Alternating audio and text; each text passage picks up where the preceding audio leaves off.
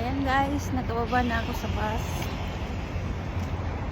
Dito na ako sa location ng papuntang bahay ko. Lakarin ko na lang papasok. Bumaba ako sa highway. Ang sinakyan kong bus ay yung two-door na bus. Doon kami sa tuktok sumakay. Hindi ako nakaka-video kasi makalog sa sasakyan. Ay naku, alas 9 na ng gabi. Dito na kami sa Manggap. Galing Salmeya.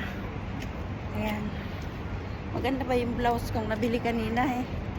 Galing kasi sa trabaho, sinundo ako ng mga kaibigan ko. Diretso na masyal, kaya hindi na ako nakauwi ng bahay. So, ayan. Ito na ako sa papunta sa bahay. Nauhaw ako.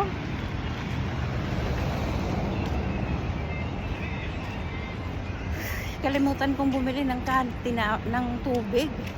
Nauhaw ako sa bus. Grabe. Ayan guys. Ayan ang mga flower shop. Ayan yung tindahan ng garden shop. Garden ba yun? Yung mga flowers.